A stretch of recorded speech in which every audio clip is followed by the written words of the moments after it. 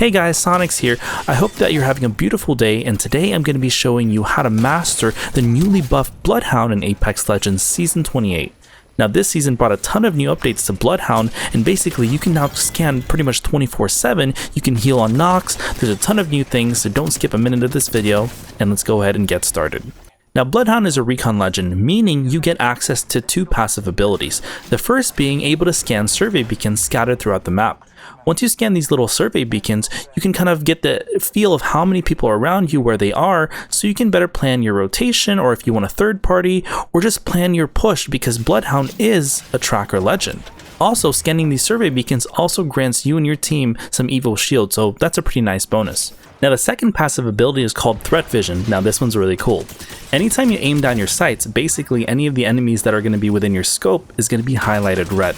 This is really awesome because, you know, in Apex, there's a ton of stuff going on. There's grenades, there's smoke, there's people shooting at you. So basically, being able to all that kind of see through that visual clutter and just see something that's red makes your aim feel better. You know, you're going to realize your tracking is going to be improved. You know, you're just snapping on the enemies is going to feel easier because they're literally highlighted red for you. How much easier can it get?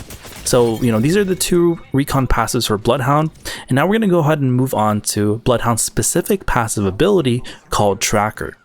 Now, Tracker, there's two little things. The very first thing is that enemies leave behind clues for you to find, so these could be like footsteps, grenades, legend abilities, pretty much anything that they've done, and it tells you how recent that they've done that. So, you know, this could be up to about a minute, so if you look at the color of it, if the darker red it is, it's going to be how recent that they've been there. You know, the more gray it is, they've been gone for a while. So you can actually ping this for your team so that they're also aware of the general, you know, time frame of exactly where the enemies are and, you know, where they could be going. But if there's no enemies around, you'll actually see these white ravens that you can interact with, and it'll fly to the direction of the nearest enemy team. You can see this like directly in front of you if the bird's actually flying that direction, or if you actually look at your mini map, you'll see a little arrow, those little red arrows, it'll show you exactly where to go. So here's a really cool tip. You can actually, like I said, interact with the ravens themselves, or if you scan the raven with your tactical, instead of actually pressing the interact button, it'll still find the closest enemy and scan, but you get your tactical recharged. So basically you get a 2-for-1 deal. You can scan within your general vicinity if there's any enemies nearby, and you can actually see where the next enemies are. So, you know, use this ability. It's really, really strong with the, you know, passive. And this season it actually got a lot of new buffs. So basically enemies outside of 13 meters no longer block white ravens from spawning. It used to before, so that was super annoying. And clues more than 13 meters away no longer block white ravens. So basically, if you don't understand what any of that means, it would prevent Bloodhound from getting any type of passive ability if enemies were, you know, 13 meters away or more. So it's now a nice quality of life change because you're not limited to distance. So Bloodhound can have free reign, free access to pretty much all the ranges now, and makes you a better hunter in that regard. Now, when you pair these two together, the Raven and then the Tracker, the clues thing, you get so much non-stop information. You can basically keep hunting a team. So use this ability every time that you're in the map. You know, don't skip out on this. Every time you see some type of clue, follow that clue. If you see a raven, scan that raven, because you never know. You know, this is going to help you get more kills, and then I know that's something that you guys definitely want. So we're going to go ahead and move on to the tactical. This is great. This is called Eye of the Allfather. Now, in a 125-degree cone in front of you, basically just whatever's in front of you, it's not 365 degrees, you briefly reveal enemies, traps, and clues. This is like wall hacks, literally. So you get a max range of 75 meters, which is a lot. Basically, it's an entire building, and it tells you how many enemies are around. Right? So once it tells you how many enemies are around, you can make a better decision of what to do, you know, who to fight. And once you hit like 10 max, it'll just say 10 plus. It doesn't, you know, it won't actually say like 11 or 12. Once it's 10, that's the limit. Now, enemies will also be highlighted, meaning that their bodies will be highlighted for a second, you know? So it's pretty nice. I mean, so all these different abilities, it just puts into perspective how strong the tactical is, because you literally get free wall hacks for a little bit. Now, this season, it actually got a lot of buffs. So the total scan duration is now up to 4 seconds, was 3 seconds before. but the full body duration, you know how we can actually see the body, like the actual wall hacks, remains half the full scan duration, so it's now 2 seconds. It was originally 1.5. That little extra 0.5 doesn't sound like much, but it can change your game completely, because now you could see where the enemies are running to. If they're about to push you, you can pre-aim that angle. It's giving you the ability to have foresight through information. They also reduce the screen coloration during the scan, because before, whenever you'd scan, you'd get this really weird hazy bluish tint thing. So now it looks a lot neater, a lot cleaner, so it doesn't really clutter up your screen. And then there's fewer clues that will pop up on screen when your tactical successfully scans an enemy. So like I said, it reduces that clutter. Everything that you need to know is basically everything you need to know. So that's the nice thing about this. Now, the main thing that I want you guys to know is you want to use the tactical eye of the Allfather to basically make the enemies very predictable. Their movements, the direction that they're going to go, how the fights you're going to take, everything that the enemies are going to do is predictable now because you have the information. It's literally legal wall hacks. So I want you guys, before I talked about all the stages of using your scan, think about just this main overarching idea. You have information and the enemies are now predictable because of that. The very first stage is called a safety scan.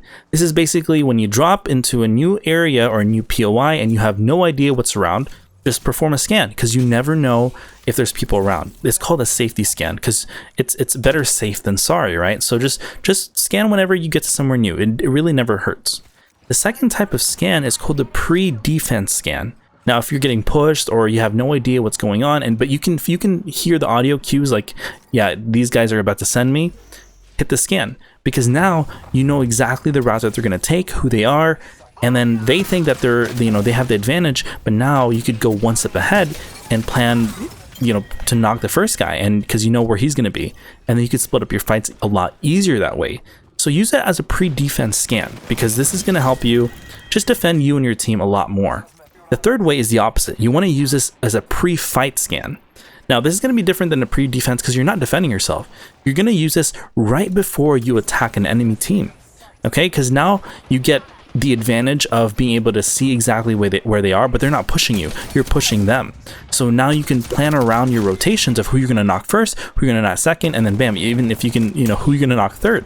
This one kind of scares enemies whenever you do it, because when enemies get alerted, they'll get alerted scanned by Bloodhound, and they're gonna get frazzled. They're gonna tense up, and that for you, you already know where they are. That's an easy beam for you, an easy kill, and you can wipe the squad. Now, the fourth way, this is probably my favorite, it's called the mid-fight scan. Now, if you want to use this in the middle of fights because you want to know who else is alive. Like, if you've already knocked one, pop the scan. And then if someone's being rezzed, or if you, for example, you need to back up, you need to heal, pop a cell. This literally tells you exactly, if it's safe during the middle of a fight to either continue to finish the fight or back up and reset. But here's the craziest thing, ready? If you use the power booster amp, this literally grants you a tactical charge every time you knock someone. Okay, guys, and then it also increases your ult recharge time much faster. But this one is insane because the fact that you can get multiple tactical charges every time you knock someone, you can get back-to-back tacticals in the middle of a fight. So literally 24/7 wall hacks, legal wall hacks, by the way, that Respawn went ahead and put with Bloodhound. Power booster amp is going to change your life. So if there's one thing that I want you guys to take out of all the amps and all that, take the power booster amp. That's going to change your life forever. Now, the last type of scan you want to use is called a post-fight scan.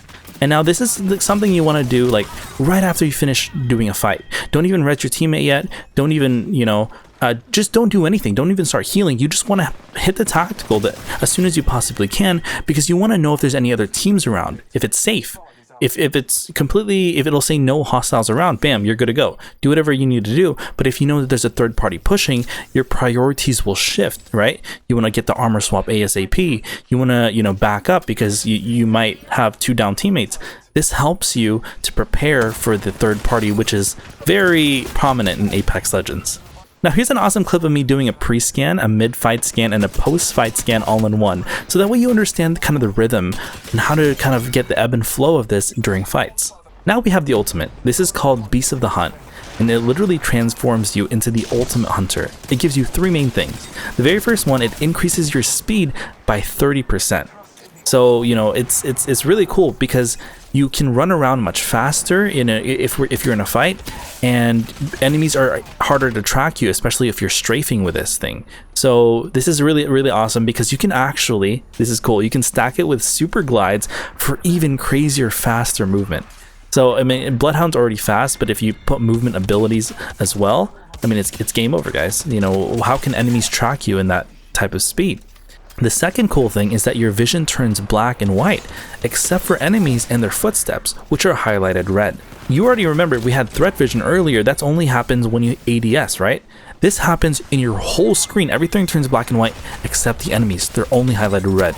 Here's a crazy thing. You'll feel like your aim is a lot better because it's kind of like a placebo effect. You just perform better because it forces you in a sort of, you know, like in the flow state where everything disappears. The invisible flow state thing that we can't achieve. Well, this ultimate kind of forces you in the type of flow state because it forces everything to turn black and white, literally, like, and then it just shows the enemies that you need to kill. So it's kind of like we talked about threat vision earlier, but this one is for everything. It's not just a few ADS. You can hip fire with this thing and it lasts for a pretty decent time as well. Before, you could actually pop your ult and you'd see enemies through Bangalore smoke, but they actually nerfed that a while back. So now you really can't do that. You can still pop your tactical in the smoke and it will scan the enemies. It's not as clear, it's not as easy to read, but it still shows you the information and you can use this to your advantage. So that's just something that you guys should be aware of because you can't really do that anymore. Now the third really cool thing is when you pop your ultimate, you actually automatically throw a white raven out that scans and finds the closest enemy to you. You don't have to do anything. You remember how earlier I told you have to kind of interact with the raven or you have to scan it with your tactical? Basically in the ult, it does everything for you. You know, you automatically gain 30%, your vision turns black and white, all the enemies are highlighted red, and you have a white raven that scans things for you, all in just literally one button. So do you see what I'm saying? Like, Bloodhound is the ultimate hunter in this scenario because nothing can escape. Like, once you pop your ult, that's it. It's usually game over for the enemies. So to think that's all, they actually buffed the ultimate this season. Basically, the cooldown was reduced to 2.5 minutes. It was originally 4, and the activation time reduced by 20%. So, you know, that little animation when you put your little hands out, it's a lot faster now. Because usually if you do that like a little bit too late, enemies will kill you because you don't have your gun out. Now, after you use the ult, the wider FOV gradually shifts back to your normal FOV. Now these two, oh my gosh, I can't wait to tell you guys this. The knocks while your ultimate is active increase the duration by 5 seconds. And then it always resets to 10 seconds if below. Guys, you go into an ult and then you push a team, right? That's it. You get a knock, you increase 5 seconds, you get another knock, you get another 5 seconds. You just keep going, all right? So basically you have a non-stop ult if you just keep chaining your knocks. Right, so and then if you're like down at 1 second or 2 seconds, it goes back up to 10. So this is one of my favorite buffs that they added this season. Now this one remains unchanged. Knocks while your ultimate is active resets your tactical ability. Now it's been in the game for a while now, but most people don't realize this exists. So it's a lot stronger, especially if you add the 5-second thing. Can you imagine you go into a fight with your ult, you pop attack, you know exactly where they are, free wall hacks, right? And then you get a knock, you increase your ult by 5 seconds, and you pop another tack because you get your tack charge back, right? And then you knock the next guy, you get another tactical, you increase it by 5 seconds. You basically have 24/7 wall hacks, even more with this ult. Like it's literally insane. That's how I want you guys to understand that rhythm. You know, but when you get into fights, get that rhythm, get that feel of ult, tack, knock, ult, tack, knock. So now there are 3 main ways you want to use the ult. The very first way is that you want to use it as like a pre-fight thing. You do not want to be popping this in the middle of a fight, I guarantee you guys. Right before you enter a fight, just pop the ult. Because like I said earlier, there's a little animation thing that happens, and if you get caught in the middle of a fight popping that, you're probably dead. So, you know, save the time, save the effort, save the trouble, and just pop this before you get into a fight. You'll realize how much easier it is to, you know, knock players because now you've gotten that flow state. So yeah, pre-fight is a really good thing, really important thing. The next thing is that you want to use this in a way to kind of do clutch saves. right? If a teammate goes down, you actually are in a disadvantaged fight. This is the only time that you want to pop this in the middle of a fight.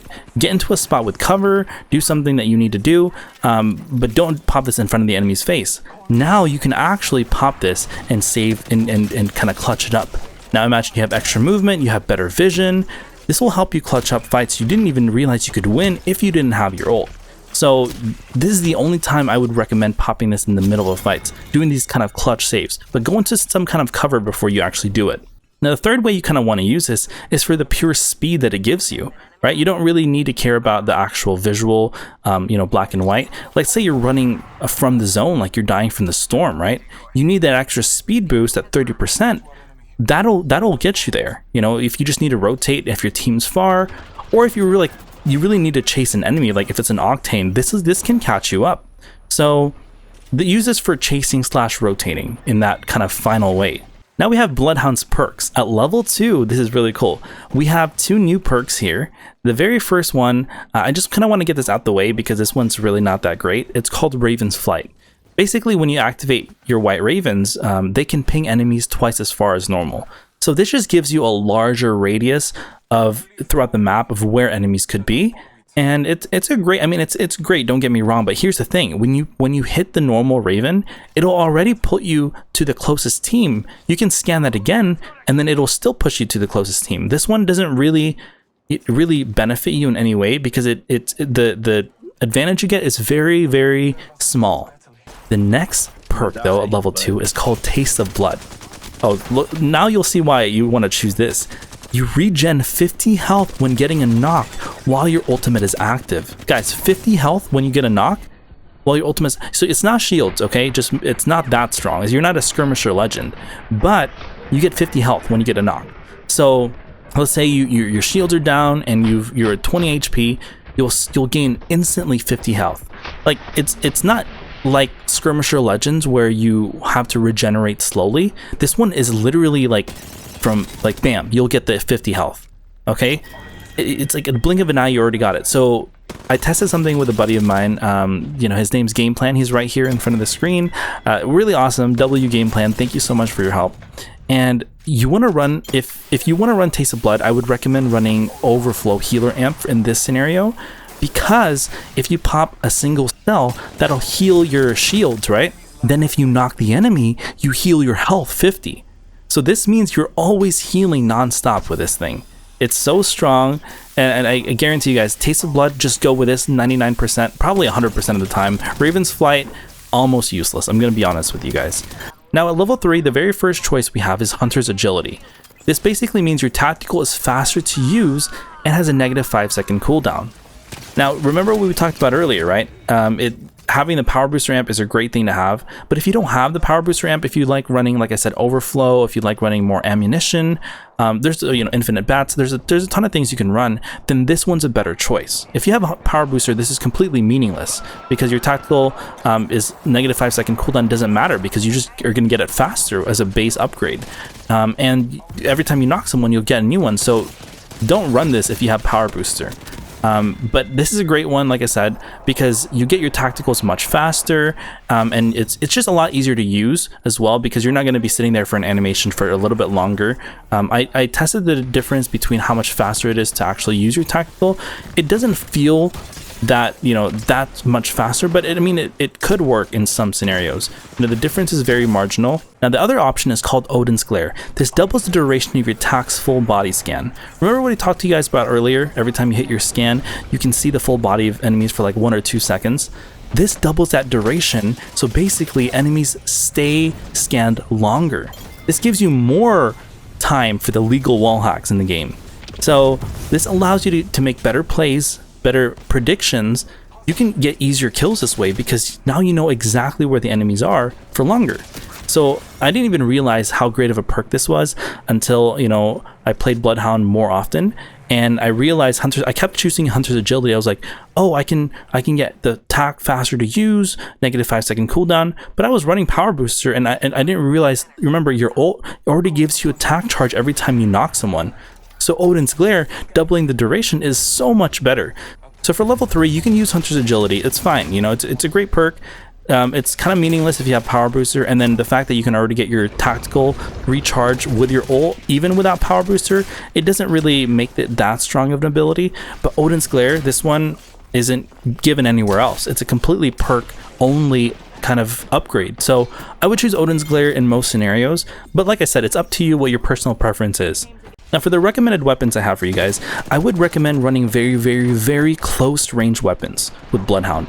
The reason why is because Bloodhound is a close range legend.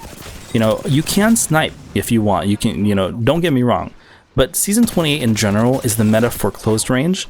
So they just buffed a ton of shotguns. So, you know, run the PK, the Massive, but the main weapon that I want you guys to run is the RE45.